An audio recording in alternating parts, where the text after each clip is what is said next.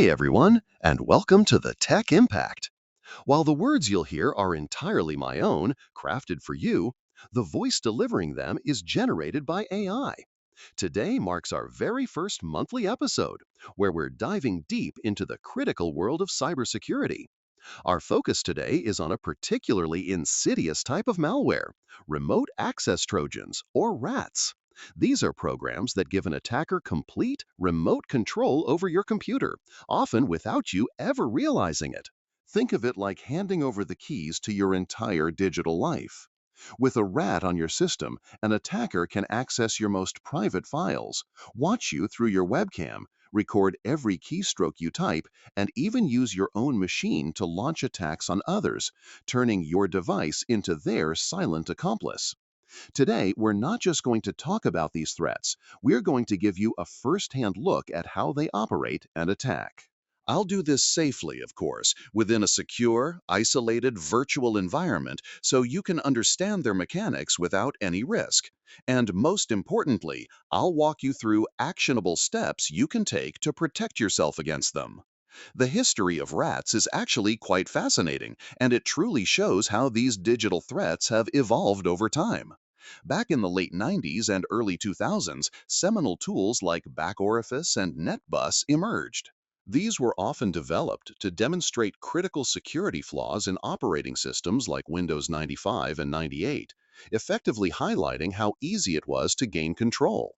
These early rats, while simpler by today's standards, could already perform malicious actions like file browse, key logging, screen capturing, and even system shutdowns. They primarily targeted Windows systems and were often spread through email attachments or rudimentary file sharing networks. As operating systems and cybersecurity defenses became more sophisticated, rats also had to evolve.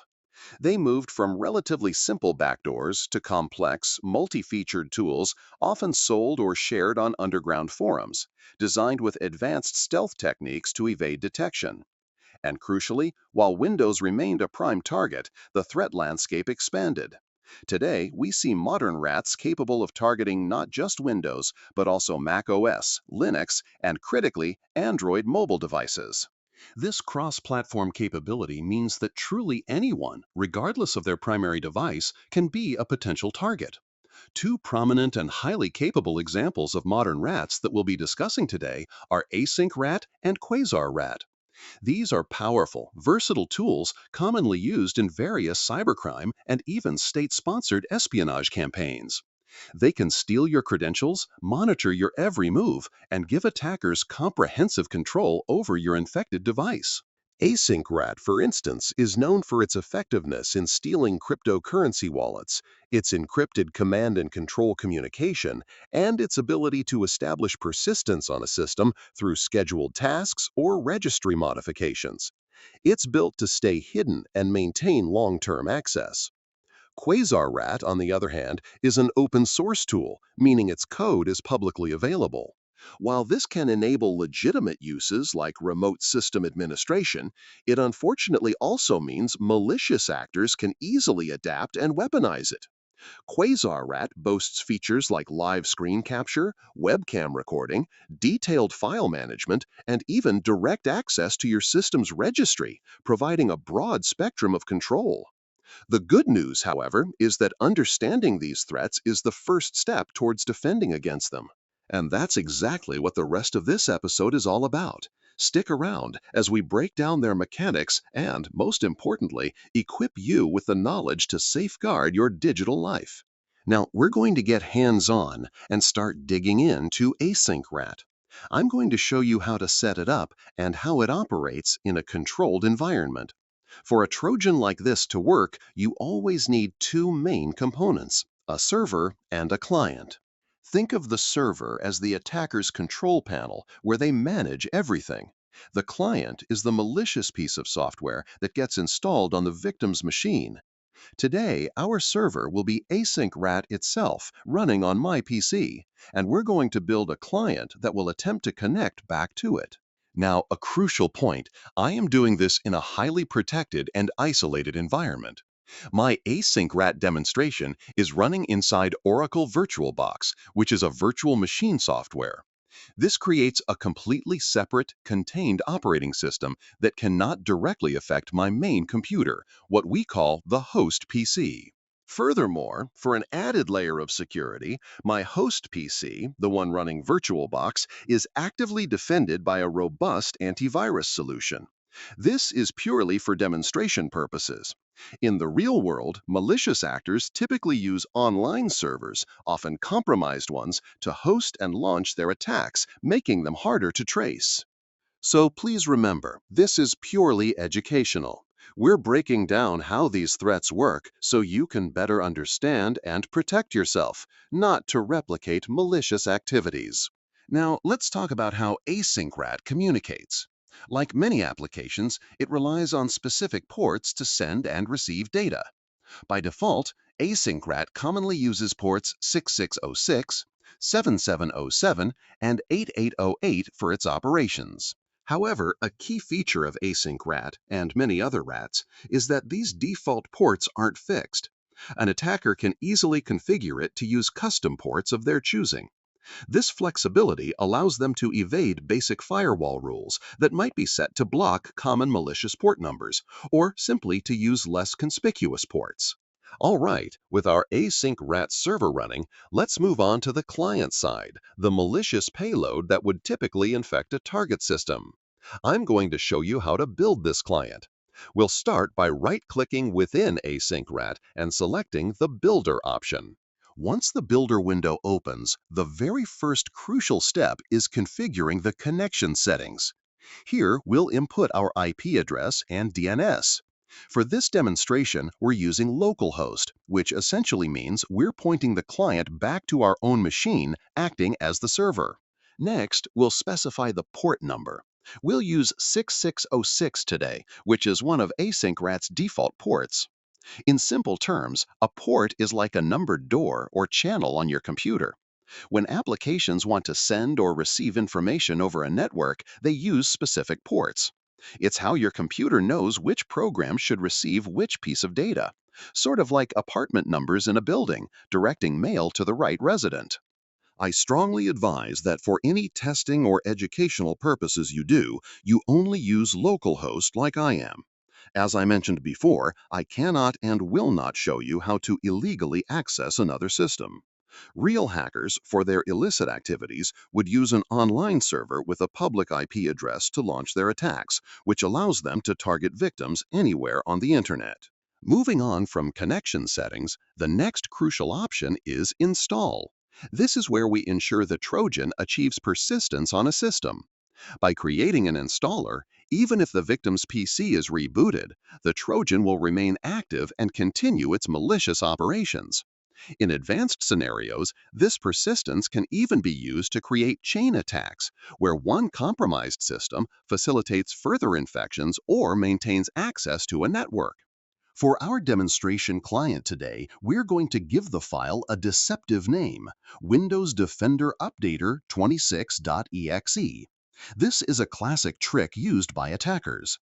By naming the malicious process something that sounds like a legitimate system update or antivirus component, it becomes much harder for a typical user to acknowledge the presence of a Trojan when they glance at their task manager or file explorer. Additionally, we'll select the temp folder for the file to be hidden in. The temp folder is a directory on your computer, usually located at C, Users, your username, App Data, Local, Temp on Windows, or TMP on Linux/macOS. It's designed for programs to store temporary files, and critically, it's often hidden by default and rarely scrutinized by users. This makes it an ideal spot for malware to reside, as its presence can easily go unnoticed.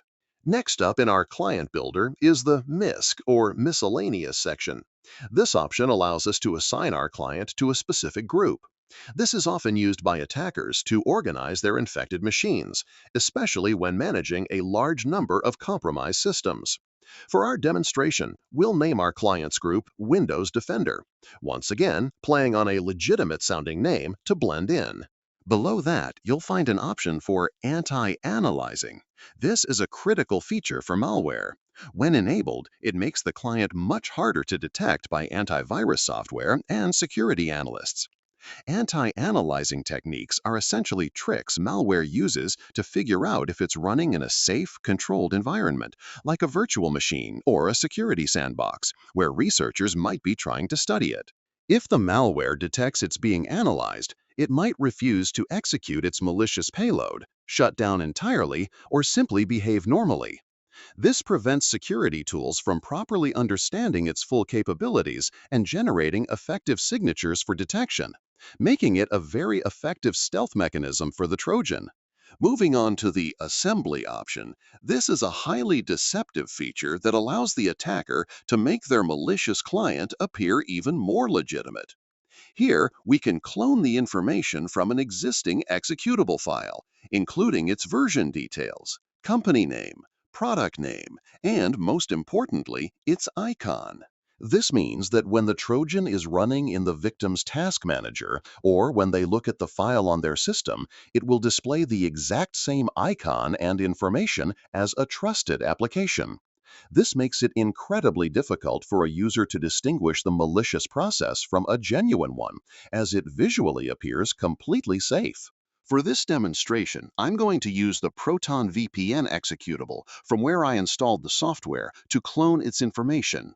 For maximum stealth in a real-world scenario, I highly recommend using an application that comes pre-installed with Windows, such as OneDrive.exe. These system applications are generally trusted by users and are always running, making a cloned malicious process blend in almost perfectly.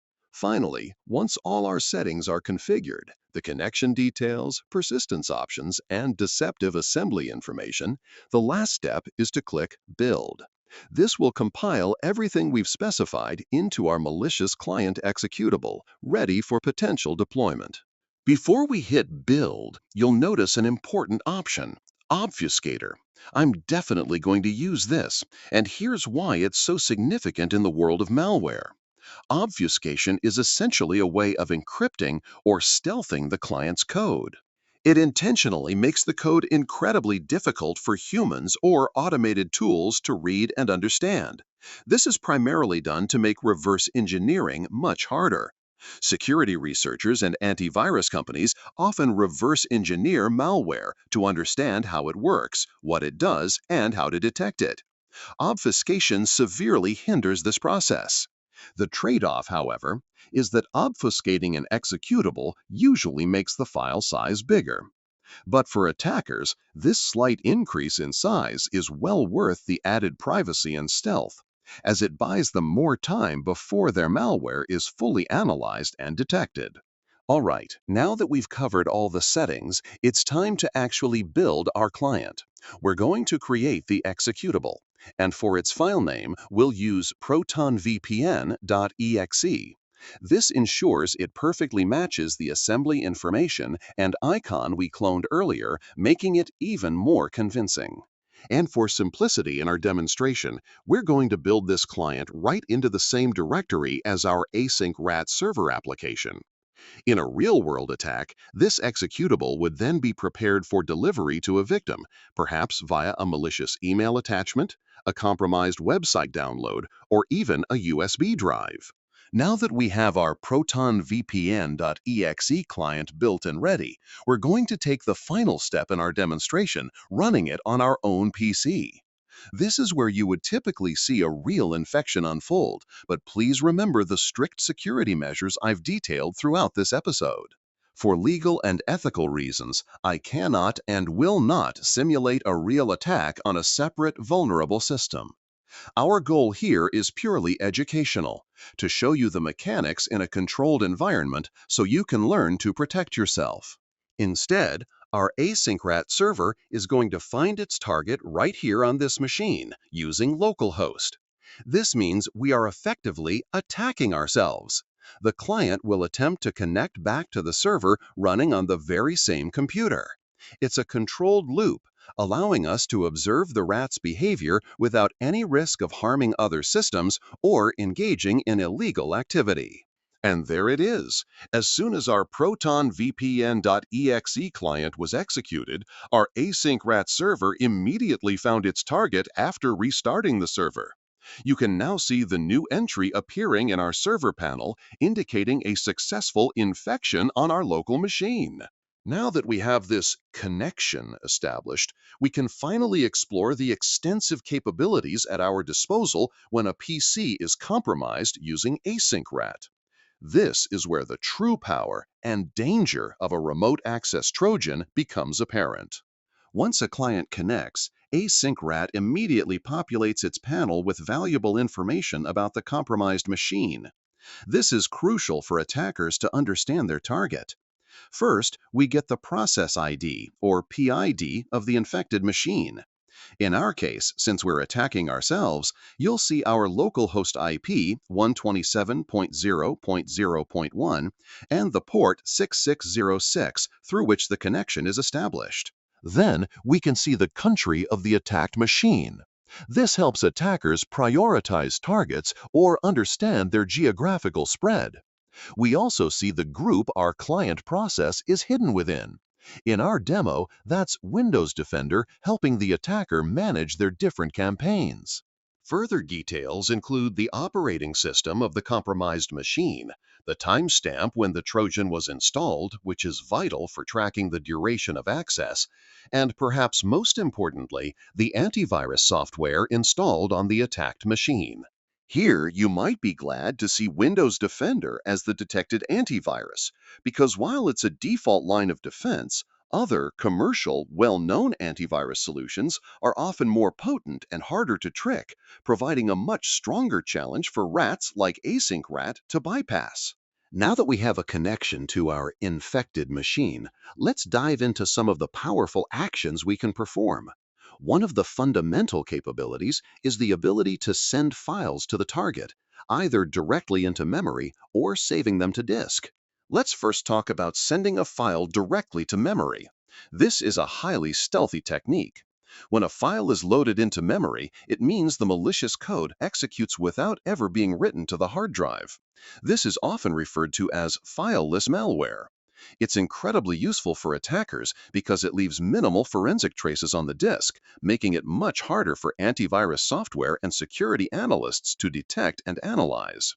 Attackers might use this to run additional malicious scripts, inject code into legitimate processes, or deploy temporary tools that perform actions and then vanish, leaving no evidence behind on the disk. The other option is to send a file to disk. This is more straightforward. The malicious file is saved directly onto the victim's hard drive, just like any other file.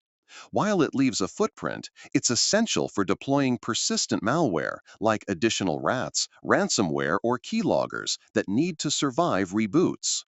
Attackers would use this to establish a more permanent foothold, drop tools for data exfiltration, install backdoors for future access, or even deploy destructive malware like disk wiping software. Both methods are incredibly powerful for advancing an attack once initial access is gained, offering different advantages depending on the attacker's objective. Now, let's explore the monitoring capabilities of AsyncRAT. This is where the real espionage happens.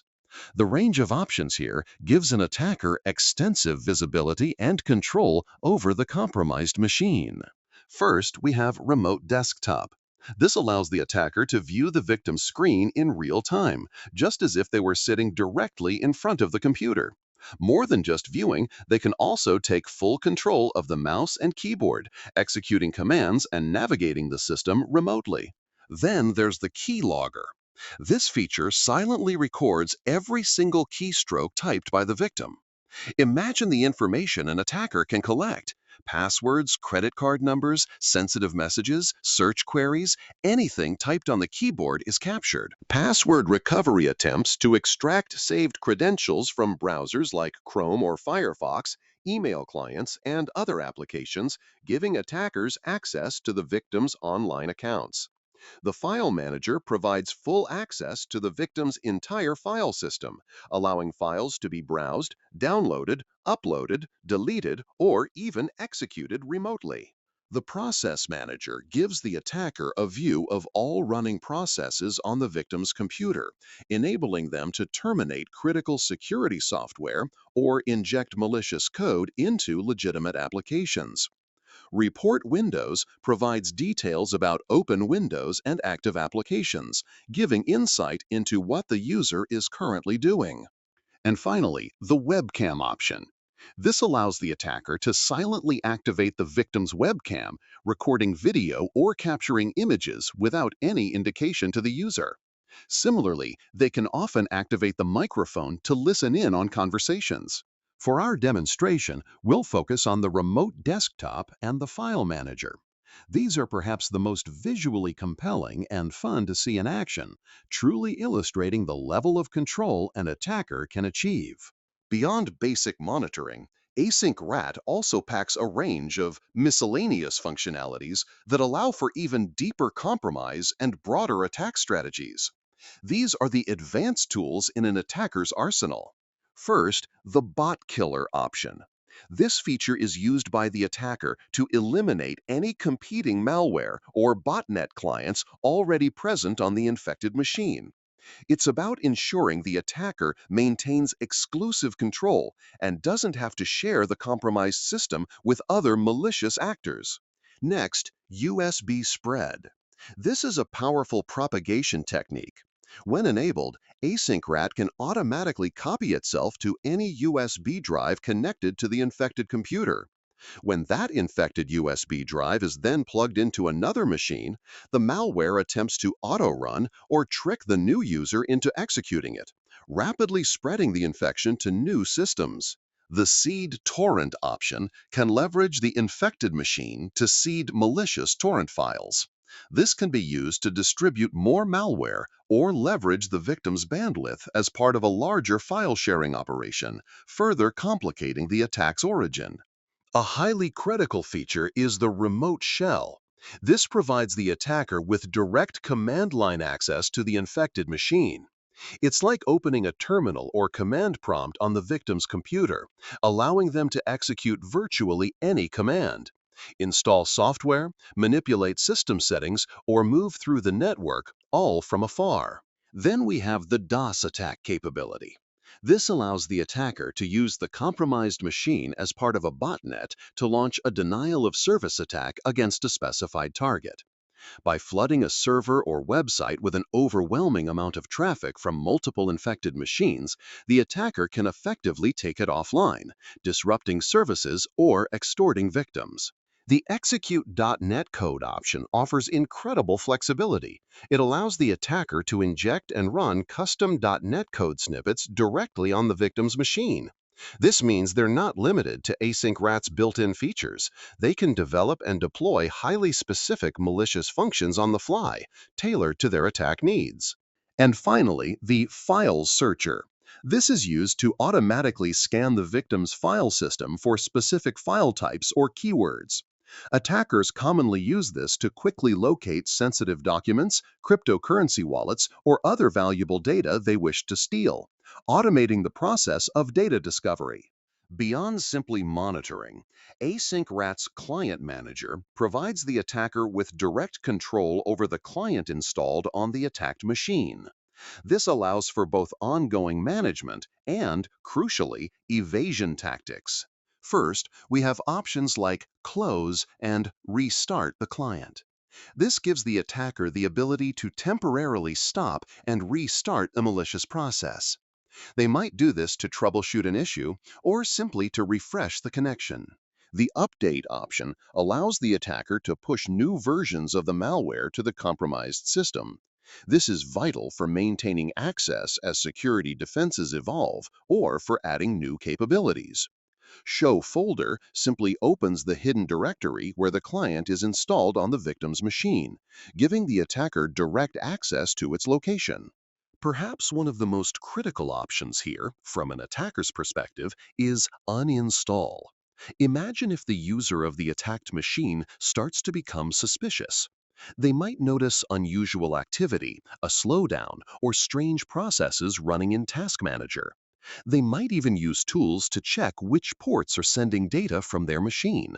If the attacker senses they're about to be discovered, they can use the uninstall option to remotely remove the Trojan, wiping away crucial evidence and making it much harder for the victim to pinpoint what happened, effectively escaping detection. Beyond managing the client itself, we also have direct control over the compromised PC. Options like log off, restart, and shut down give the attacker the ability to manipulate the victim's session or even completely power down the computer. An attacker might force a log off to disrupt the user, restart the machine to clear temporary evidence, or activate new persistence mechanisms, or shut it down to prevent further investigation or access. So let's now pivot our focus to Quasar RAT. This is another incredibly well-known and widely used remote access Trojan application, often favored for its open-source nature and robust feature set.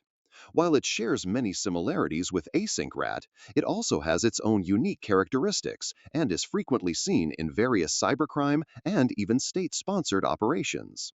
Now, let's briefly touch upon the history of Quasar RAT, as its origins are quite interesting and tell a common story in the world of cybersecurity.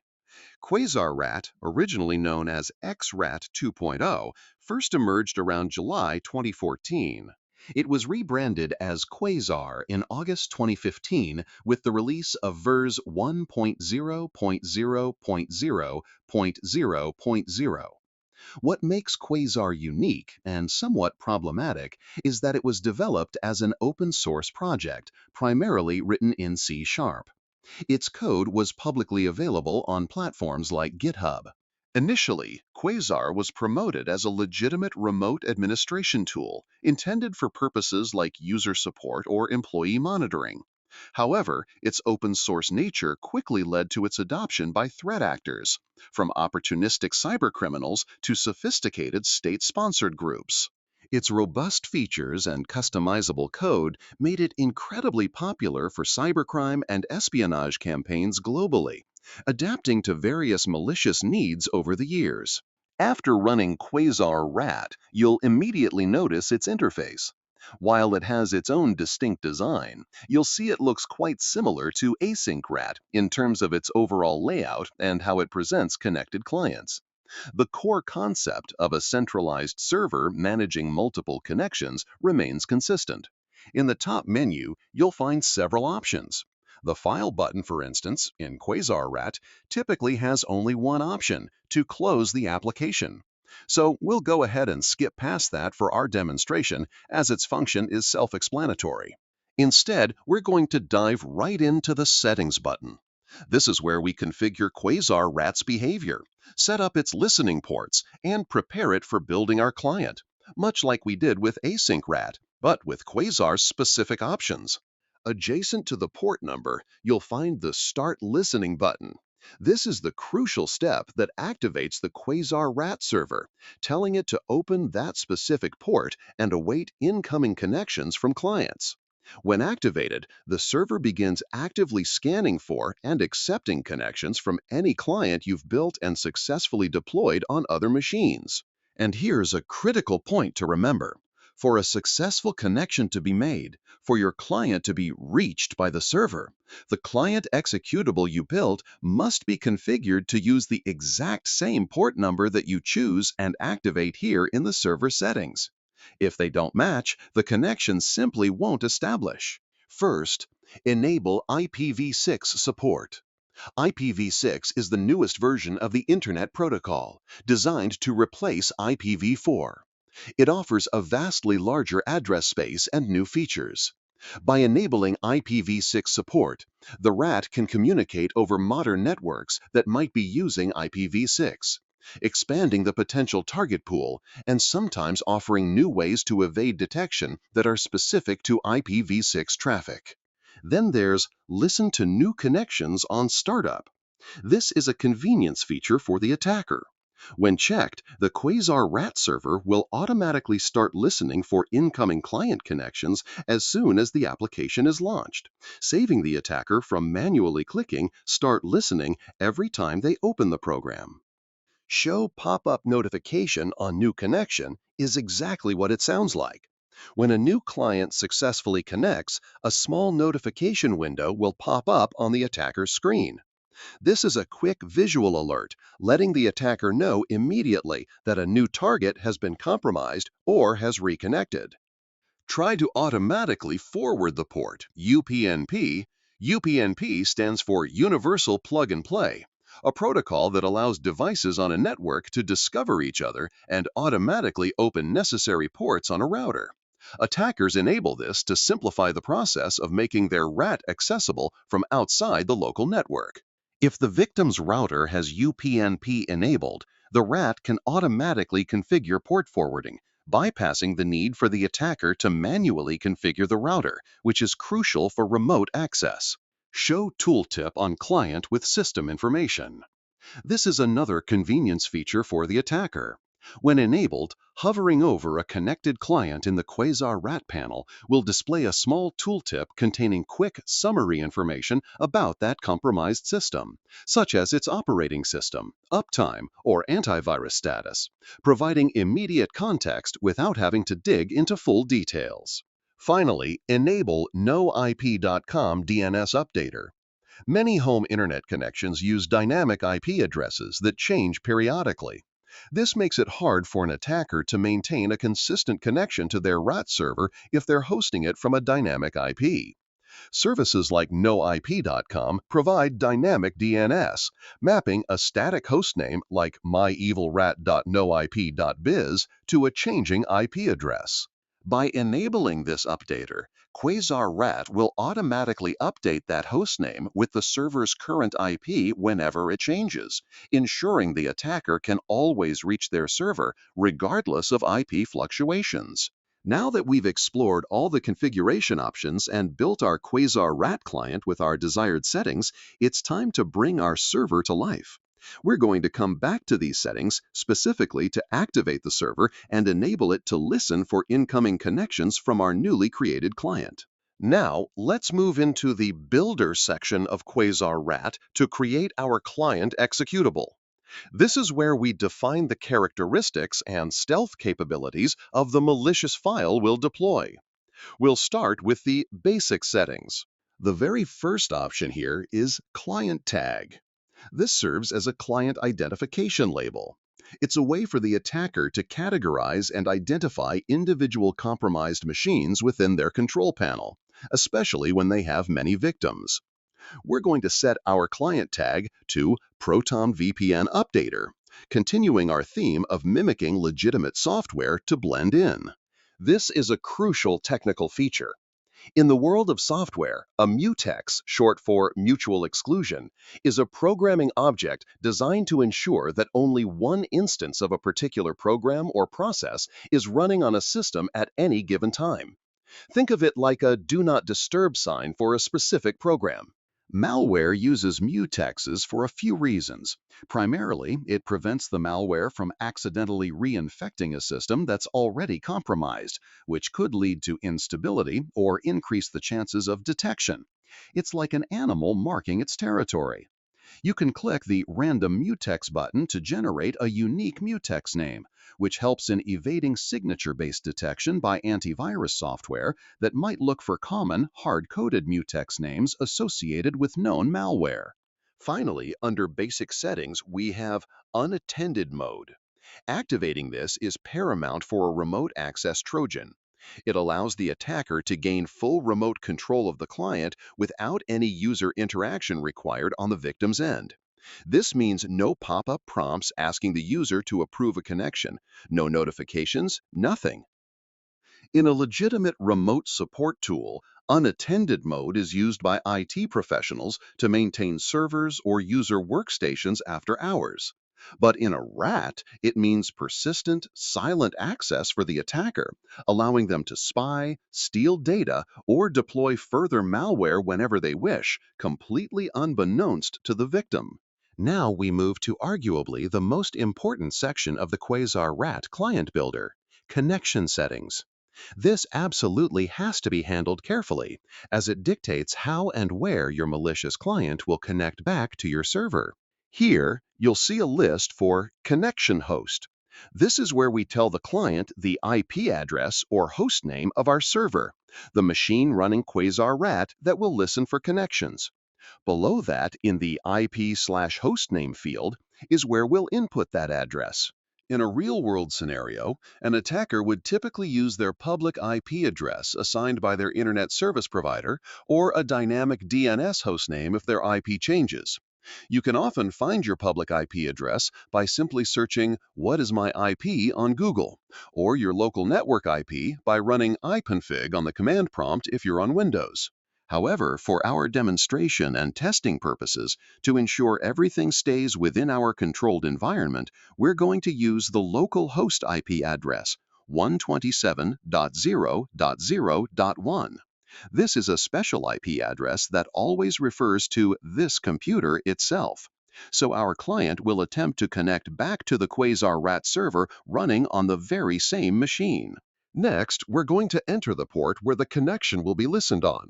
As discussed in the server settings, we configured Quasar RAT to listen on its default port, 4782. It's absolutely crucial that the port number entered here in the client builder matches the port the server is listening on.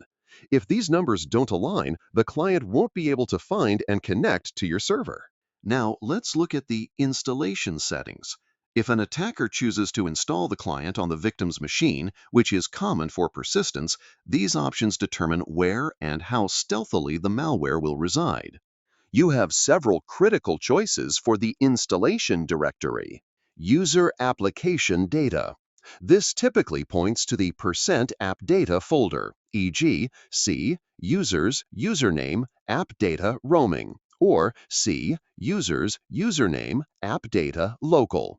This location is often used by legitimate applications for storing user-specific data. It doesn't require administrator privileges to write to, making it a common choice for malware. Program files. This refers to the standard C: program files or C: program files x86 directories. While it seems more legitimate, installing here generally requires administrator privileges on the victim's system, which might trigger a user account control UAC prompt, potentially alerting the user. System. This points to critical Windows system directories like C, Windows, System32, or C, Windows, Sys1064. Installing here provides deep system access, but almost always requires administrator privileges and carries a higher risk of system instability if not done carefully, making it less common for general rats. Crucially, for stealth, you can set File Attribute to Hidden or set Subdirectory Attribute to Hidden. When a file or folder is set to hidden, it means it won't appear by default in Windows File Explorer unless the user has specifically configured their system to show hidden items.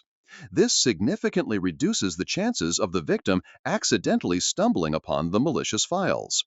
As you configure these settings, Quasar RAT provides a handy live preview of the full installation directory path so you can see exactly where your client will end up on the target system. This helps ensure your chosen path looks as legitimate and inconspicuous as possible. And finally, the Auto Start option.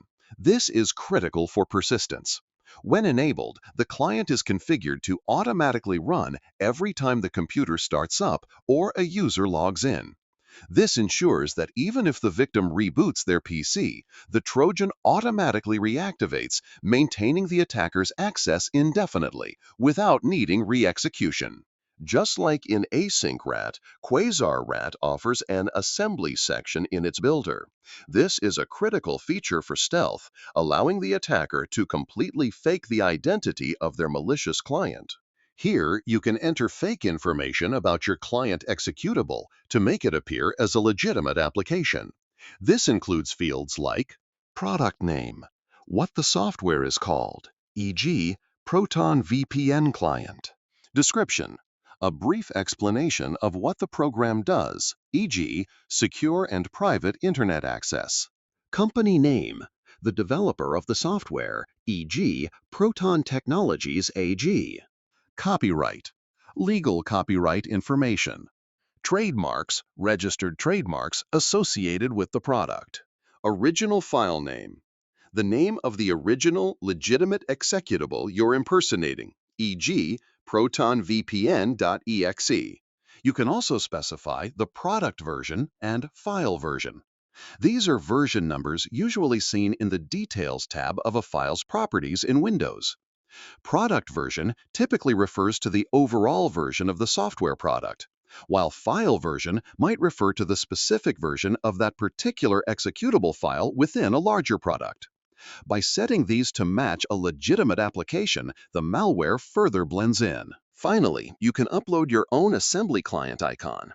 This is extremely effective because the victim will see the familiar and trusted icon of a legitimate program, like the Proton VPN Shield, next to the malicious executable file in their File Explorer or Task Manager, making it incredibly difficult to suspect it's malware.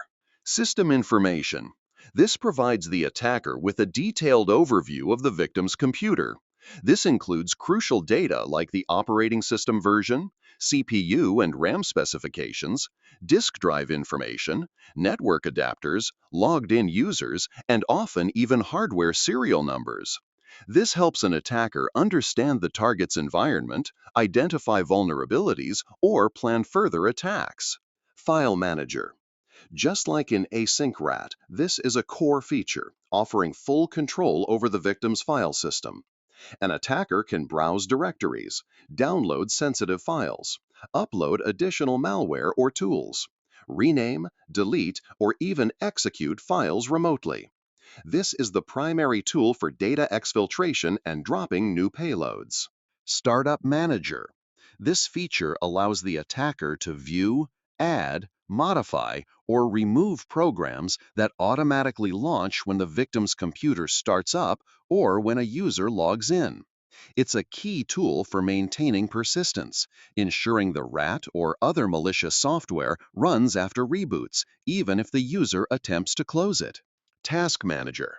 Similar to Windows' built-in Task Manager, this gives the attacker a view of all running processes on the victim's machine. They can see process names, PIDs, and resource usage.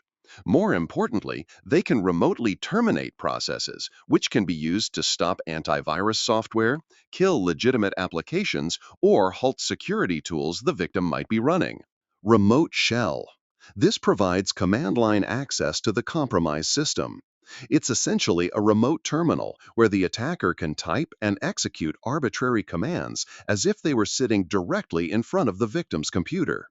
This offers immense flexibility for advanced actions, scripting, and interacting directly with the operating system. TCP connections. This allows the attacker to view all active TCP network connections on the victim's machine. This is crucial for identifying outgoing connections that might indicate data exfiltration, other malware communicating, or potential backdoors. It helps in mapping the victim's network activity. Reverse proxy. This is a sophisticated networking feature. It allows the attacker to route their internet traffic through the compromised machine, essentially using the victim's IP address as a proxy. This is used to mask the attacker's true IP, access internal networks of the victim's organization, or bypass firewalls by making outbound connections appear to originate from a trusted internal source. Remote execute. This capability lets the attacker execute files on the victim's system. It typically offers two sub-options. Local file. Execute a file that is already present on the victim's disk. Web file download, and then execute a file directly from a URL, often used to fetch additional payloads or tools from an attacker's server without prior manual transfer. Actions shut down, restart, standby. These are straightforward commands that give the attacker direct control over the victim's PC power state. They can force a log off, restart the computer to facilitate persistence or clear memory, or completely shut it down to prevent further investigation or simply disrupt the user. Next, let's explore the monitoring settings. These are the features primarily focused on spying on the victim's activities. Password recovery. This function automatically attempts to extract saved passwords and credentials from various applications on the victim's machine, including web browsers, FTP clients, and email programs. This can yield a treasure trove of login details for online accounts. Keylogger. As discussed with AsyncRAT, the keylogger silently records every single keystroke made by the victim. This is invaluable for capturing typed passwords, sensitive messages, financial details, and any other data entered via the keyboard. Remote desktop. This provides real-time visual access to the victim's screen and allows for full remote control of the mouse and keyboard. It's like having direct physical access to the computer, enabling the attacker to browse, open applications, and interact with the system as if they were sitting in front of it. Send a website. This option forces the victim's default web browser to open a specific URL. While it could theoretically send someone to a support page, it's typically used to direct victims to phishing sites, malicious downloads, or ad-laden pages without their consent. Finally, we have client management, which gives the attacker direct control over the RAT client itself on the compromised machine. Elevate client permissions. This is a critical post-exploitation step. If the initial infection occurred with standard user privileges, this option attempts to gain higher privileges, often administrator-level access on the victim's machine. This allows the RAT to perform more intrusive actions like modifying system files, installing services, or disabling robust security features. Update. This allows the attacker to push a new version of the Quasar RAT client to the compromised machine. This ensures the attacker can maintain access with the latest features, patch vulnerabilities in their own malware, or adapt to new security defenses deployed by the victim. Reconnect. If the connection to the client is lost due to network issues or a temporary disruption, this option forces the client to attempt to reconnect to the server. It's a way for the attacker to re-establish control without waiting for the client's built-in reconnection logic. Disconnect. This simply severs the active connection between the server and that specific client. An attacker might use this if they are finished with a particular session or if they suspect their connection is being monitored. Uninstall. Just like in AsyncRAT, this is a crucial self-preservation mechanism for the attacker. If they suspect the victim is aware of the infection, or if forensics are underway, the attacker can remotely uninstall the Quasar RAT client from the system. This removes all traces of the malware, making it extremely difficult for security professionals to analyze the incident or determine the extent of the breach. Before we move to detection methods, I want to show you a clever trick commonly used to deliver malware like AsyncRAT. We're going to demonstrate how to hide an AsyncRAT client inside a seemingly harmless JPG image file using WinRAR's SFX option and, crucially, its ability to execute a file after extraction. We're focusing on this particular method because it doesn't require any programming experience, making it highly accessible for threat actors of all skill levels. More advanced techniques involve directly injecting code into legitimate applications or using complex packers, which can be very technical. This WinR SFX trick, however, is a fundamental and widely used social engineering tactic. Here's how it works. Preparation. You take your AsyncRAT client executable, let's call it client.exe, and a legitimate decoy JPG image file, e.g. cute_cat.jpg, creating the SFX archive. You'll open WinRAR, add both cute_cat.jpg and client.exe into a new archive. Making it self-extracting, SFX, this is key. In WinRAR, you'll select the option to Create SFX Archive. This turns the .rar archive into a self-executing .exe file. So instead of a .rar, you'll get something like image.exe. The real trick comes in the Advanced SFX options. Within this menu, under the Setup tab, there's a crucial field, Run After Extraction.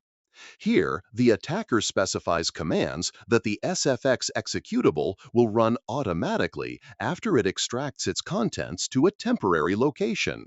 The attacker enters two commands on separate lines. First, cutecat.jpg, or whatever the decoy image name is, this command opens the decoy image, making the victim believe they've simply opened a picture. Second, client.exe, or the name of your AsyncRAT client. This command silently executes the malicious client in the background without any visible interaction from the victim. Additionally, attackers often use other SFX options like silent mode to suppress any extraction progress dialogues and overwrite existing files to avoid prompts. The final result is a single exe file that looks like an image. When the victim double-clicks it, a picture appears, creating a false sense of security, while the RAT client is discreetly launched in the background. Now that we've seen how these remote access Trojans can compromise and control a system, the most important question is, how do we detect them? Understanding the attacker's methods is the first step towards effective defense. We'll start with methods you can use with tools built right into Windows, then move on to more comprehensive solutions. This gives you a tiered approach to identifying suspicious activity on your machine. Our first line of defense is often the familiar Windows Task Manager. You can open it by pressing Ctrl plus Shift Escape or Ctrl Alt Del and selecting Task Manager. This tool provides a snapshot of everything currently running on your system. What should you look for? Unfamiliar processes. Go to the Processes tab and scan through the list. Look for anything you don't recognize. Malicious processes often have generic or misleading names, like updater.exe, svchost.exe, a legitimate Windows process, but malware often mimics it, or even something seemingly benign, like protonvpnupdater.exe, as we saw. If you see something you don't know, right-click it and choose Search Online. This will typically open a web search for the process name, which can quickly reveal if it's legitimate or malware. Malware often tries to disguise itself to blend in with legitimate system processes. For example, a RAT might name its executable svchost.exe or explorer.exe, names of critical Windows components. However, the location of the executable file is key. Right-click on a suspicious process and select Open File Location. If it's not in a standard Windows directory like C Windows System 32 or C Program Files, but rather in App Data Roaming, Temp, or a randomly named folder, that's a huge red flag. High resource usage. Malware operating in the background can consume significant CPU, memory, or network resources. Sort processes by CPU, memory, or network usage, and look for consistently high usage by an unknown process, especially when your computer is idle. Remote access Trojans must communicate with an external server to function. This means they will establish network connections. We can check these connections to spot suspicious activity. One way is using the command prompt. Type netstat ano and press Enter. This command displays all active network connections and listening ports, along with the process ID, PID, of the process that established each connection. Look for Unknown Established Connections. Connections to unfamiliar IP addresses or domains, especially those listed as established. Suspicious listening ports. Ports that are open and listening that don't correspond to legitimate services you know are running. PIDs, once you identify a suspicious connection, note its PID and then cross-reference it with the Task Manager under the Details tab to see which process owns that connection. For a more user-friendly visual, tools like Windows Resource Monitor, which you can find in Task Manager under the Performance tab, Open Resource Monitor, or third-party firewall applications like Glasswire, can provide a graphical overview of network activity and alert you to suspicious outbound connections. While manual checks are valuable, the most robust defense against Trojans and other malware is a reputable antivirus and anti-malware solution. These tools are specifically designed to detect, quarantine, and remove malicious software. Antivirus software works in several ways. Signature-based detection, it compares files on your system against a vast database of known malware signatures. If a match is found, like the unique fingerprint of AsyncRAT or Quasar RAT, it flags it as malicious. Heuristic and behavioral analysis. This is more advanced. It monitors the behavior of programs. If a program starts doing things typical of malware, like trying to access sensitive system files, inject code into other processes, or make suspicious network connections, the antivirus can flag it, even if it's never seen that specific malware before. Real-time protection. Most good antivirus programs offer real-time protection, constantly scanning files as they are opened, downloaded, or executed. This prevents malware from even launching in the first place. Running a full system scan with your antivirus, keeping it updated, and ensuring its real-time protection is active are crucial steps. If your antivirus is suddenly disabled or won't run, that's a major red flag, as rats often try to disable security software. By combining vigilant manual checks with robust, up-to-date antivirus software, you significantly enhance your ability to detect and neutralize threats like remote access Trojans, keeping your digital life secure. In conclusion, we've dissected the inner workings of AsyncRAT and Quasar RAT, two powerful examples of remote access Trojans. We've seen their capabilities, from stealthy installation and persistence to comprehensive system control and data exfiltration. We've also explored some basic detection methods using built-in tools and the importance of antivirus software. However, it's vital to acknowledge a more advanced threat: zero-day attacks. A zero-day refers to a software vulnerability that is unknown to the software vendor or the public. This means there have been 0 days for developers to create a patch or for antivirus companies to develop a signature for it. Zero-day attack prominently. Show a padlock with a tiny hidden crack that's just been discovered. A live rat image can be seen pointing to this tiny crack, indicating its discovery of a new, unknown entry point. Highly resourced threat actors, such as state-sponsored groups or sophisticated cybercriminal organizations, actively seek out and exploit these zero-day vulnerabilities. Because the flaw is unknown, they can bypass even the most well-known and up-to-date antivirus software until the vulnerability is discovered and patched. These are the most dangerous types of attacks, often reserved for high-value targets. But for the average user, rest assured, maintaining a reputable and up-to-date antivirus solution provides a strong, fundamental layer of defense against the vast majority of known threats, including most rats. It's your primary guardian against the dangers we've discussed. The landscape of computing has changed dramatically.